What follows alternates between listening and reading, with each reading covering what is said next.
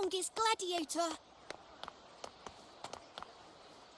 Try this art pour, endorsed by Lupa herself.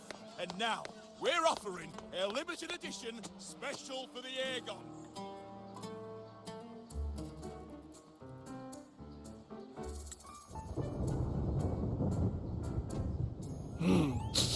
Muggy day.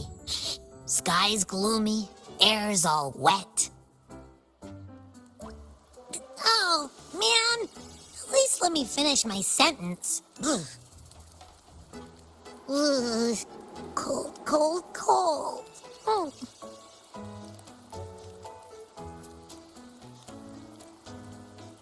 All right. I'm famished. We barely had a bite sprinting all the way here from Raguna. Whoa! Pinch me! This is a feast and a half!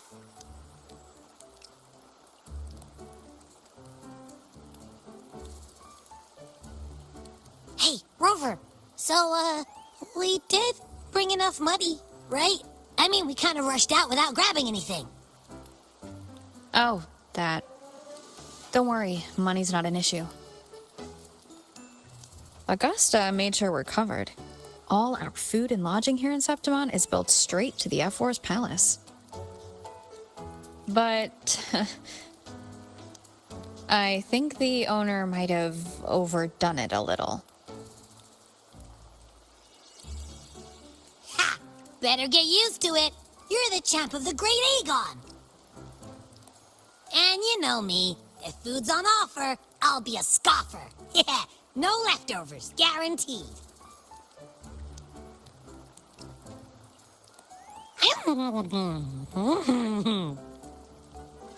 Free stay? Free meal? The Zephyr really knows how to treat guests.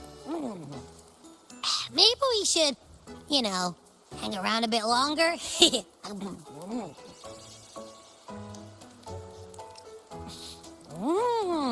This smells amazing!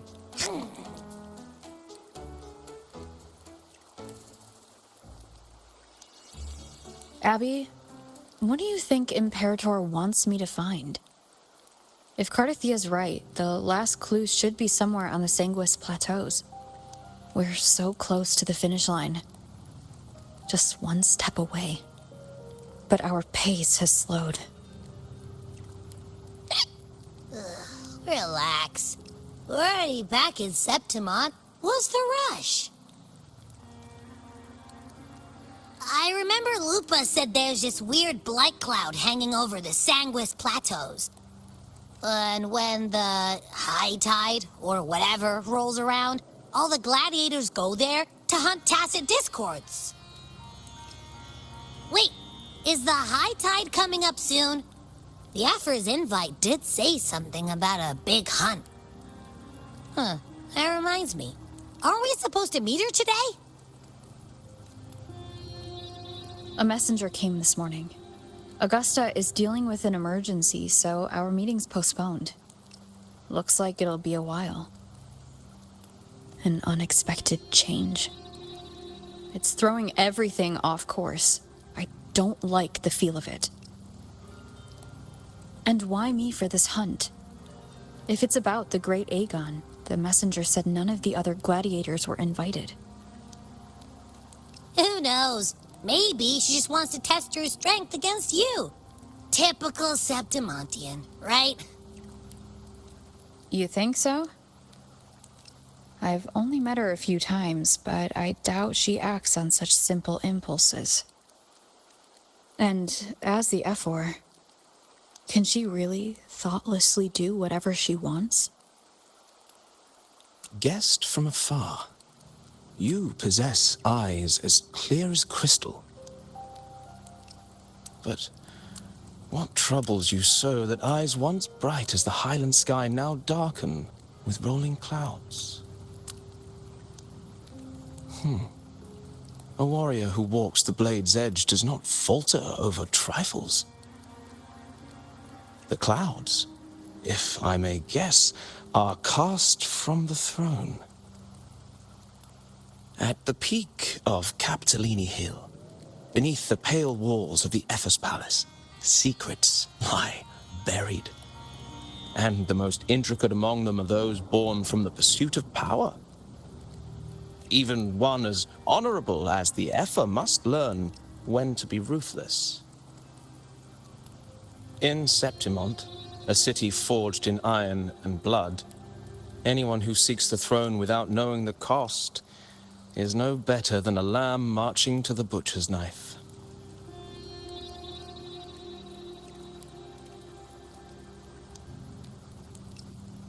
I am Nestor, a traveling poet.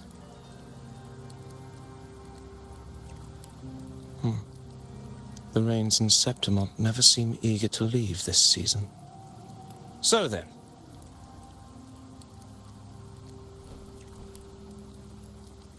if you are curious about the Epher, then allow me to say that nothing would honor me more than to offer even a modest service to the champion of the great Aegon. Wait, how do you know she's the champion? And all that stuff about the F4, too. Oh, your eyes. Were we talking too loud? To see and to hear are but two of the many ways to perceive. Trusting the senses is a habit, a natural expedience, but not the only option.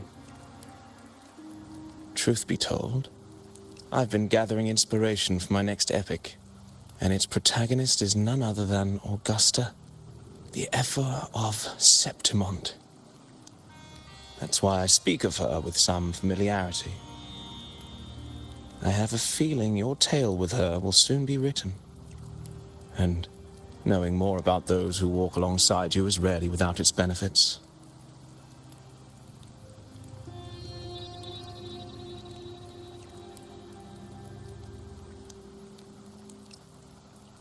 Augusta, a girl of humble birth, a resonator of modest talent, a commoner without noble patronage. And yet, from the den of wolves that is Septimont City, she rose and eventually claimed her place. Just like the burning sun was once a cloud of dust.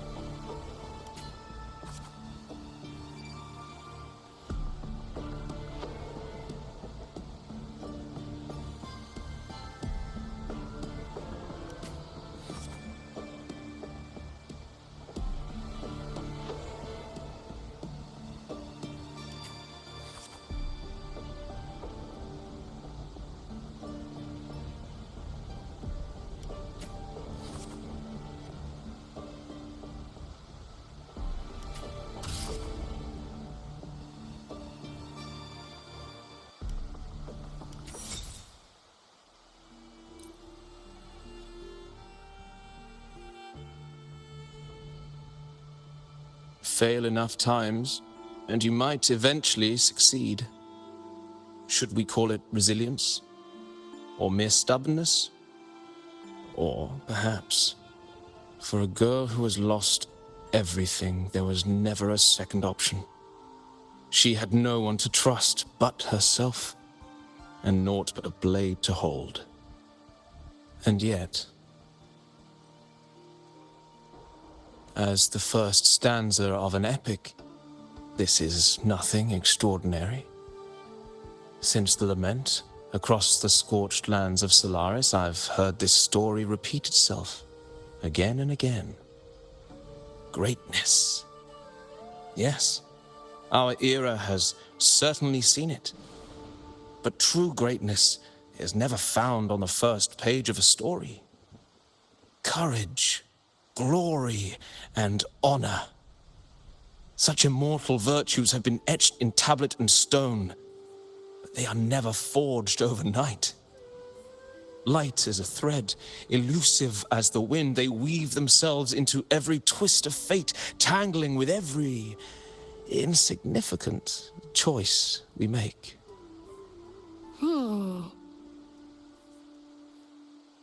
I don't know. It's just unbelievable. The Augusta he's talking about, and the F-4 we saw in the arena. No way they're the same person. A girl far from home, arriving in the city upon Capitolini Hill in pursuit of strength. No title, no status, no wealth. I doubt anyone at the time could have imagined her rising to where she is now. Do you mean Cato? Do you believe Cato handed her that final victory on purpose, and that his scathing words were a test of her resolve? Then Cato must have been an idealist to place his faith in a girl with nothing to her name. Now, why don't we keep this question in mind and see where the story leads us?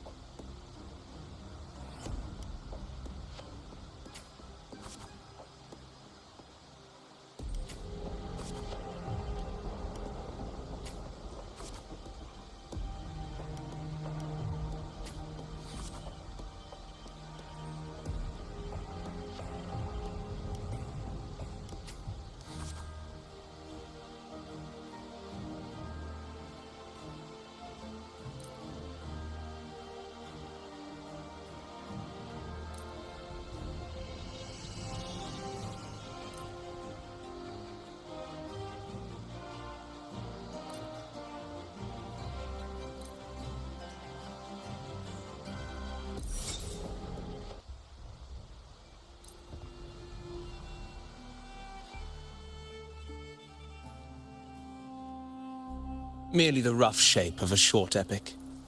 This is all I can offer about the Ephor. Now, as a listener, what do you make of my narration?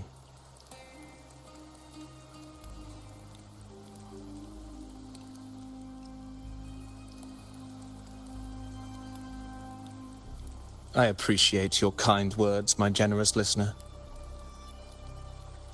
I am only a humble wordsmith, spinning verses and rhymes.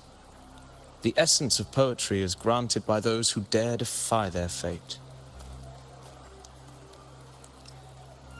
But there is one thing I must confess. Through my words, your knowledge of the Ephor is partial, at best.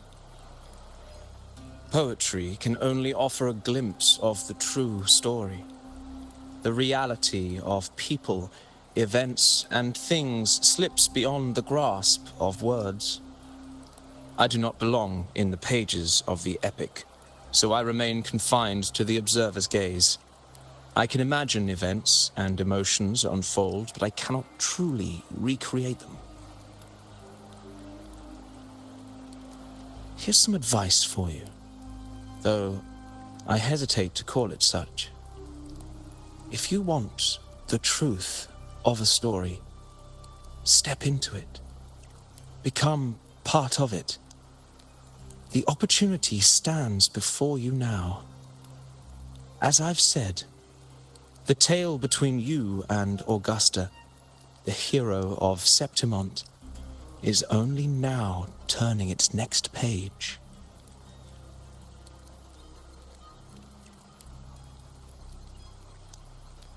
It's not difficult to see.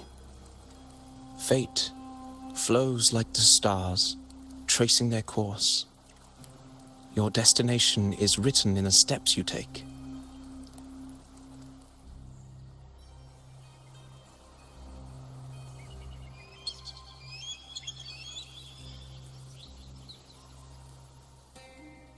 The rain is passing.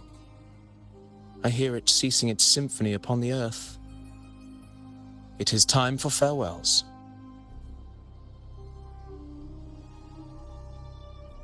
Before I leave, may I ask you one last question? What is it that has lifted Augusta to the seat of power? What is it that makes a ruler?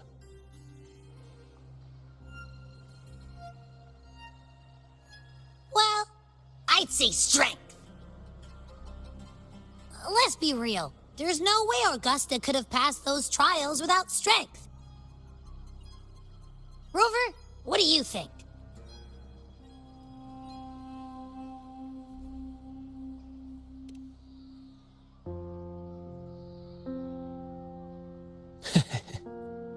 You needn't rush to answer now. Keep it in mind as you continue your journey. When the final chapter is written, the answer will reveal itself.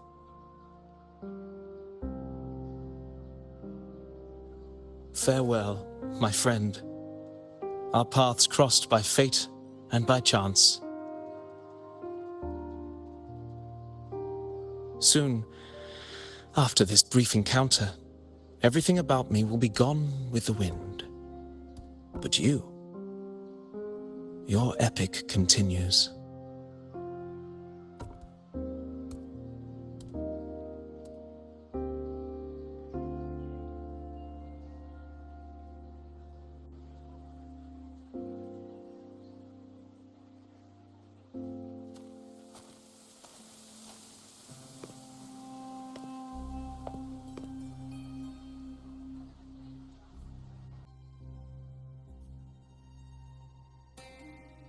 Your Excellency, you have indulged her too much.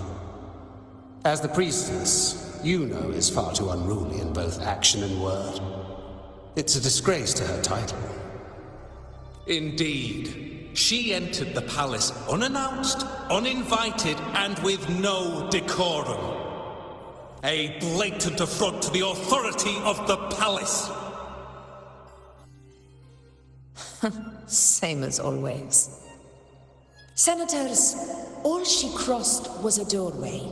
One too insignificant to carry the weight of our authority, or defend anyone's fragile pride. Let us not forget, it is not the walls of Capitolini Hill that command fear. It is my will, my sword, and our relentless conquest. I know your fear. You fear a priestess's voice drowning yours, and a rebel challenging the Senate's rules. But listen well. Power does not bow to sycophants, cowering behind their traditions. If you seek power, then step from the shadows. Face me, and prove yourself worthy.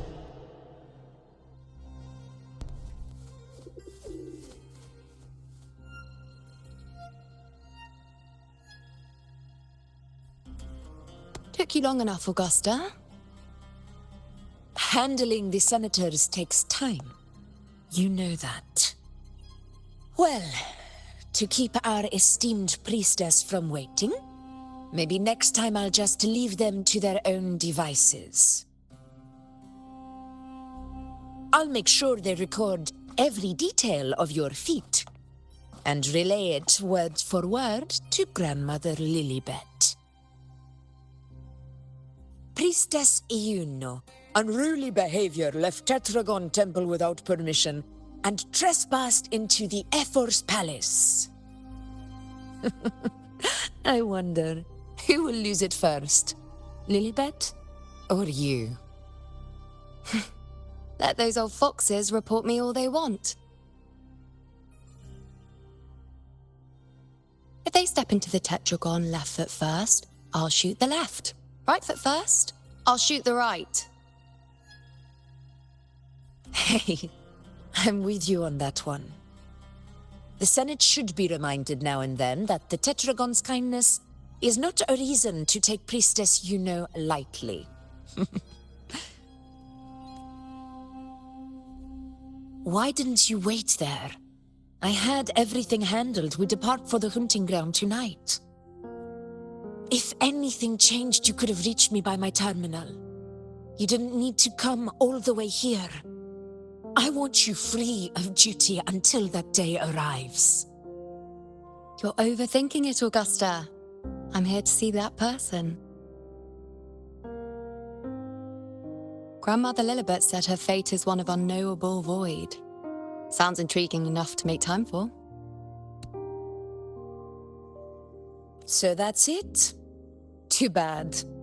The ship from Laguna won't dock until tomorrow morning, and we'll be gone by then. Ugh, what a hassle. Patience, you know. The warrior has accepted the invitation. So, you'll have plenty of time to meet during the hunt.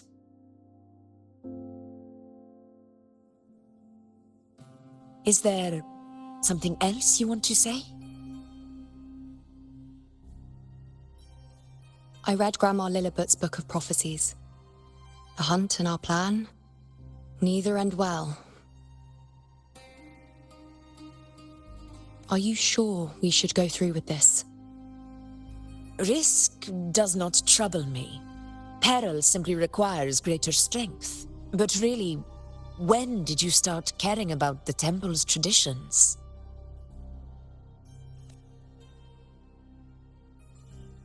O ye faithless of Septimont, the divinity is enraged. Should your ruler defy their will again, doom shall be your fate.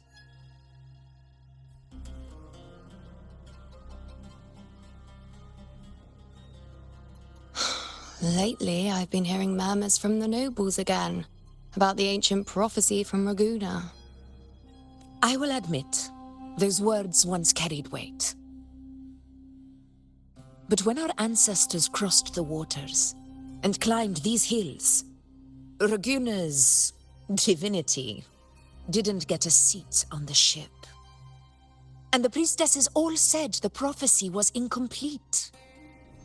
Only the hero of heroes, wielding extraordinary power, risen from the dark tides, shall bring eternity to Septimont. Then shall the waters quiet, the tempest still, and glory return with the blood of the old king. Do not forget, this is the other half of the prophecy. Fabius, Attilius, Valeria, one after another, these heroes have saved Septimont from the brink of ruin. As long as a hero stands, no disaster can break this eternal city. What if this time is different? What if ruin is our fate? Then I will sever that fate with my blade.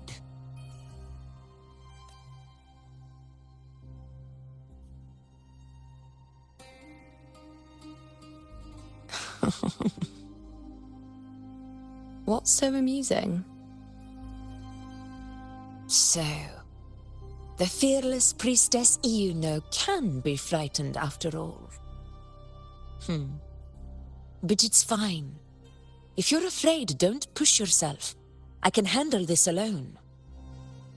Most revered priestess, wait for me in the temple. I shall return victorious. Frightened. Me? If anything, it's you, trying to shut me out and face it alone. Fine. Go ahead. You'll come back to me sooner or later. That I can't deny. I knew it. So you do need me for this hunt. Thank you. You know. Why are you saying this?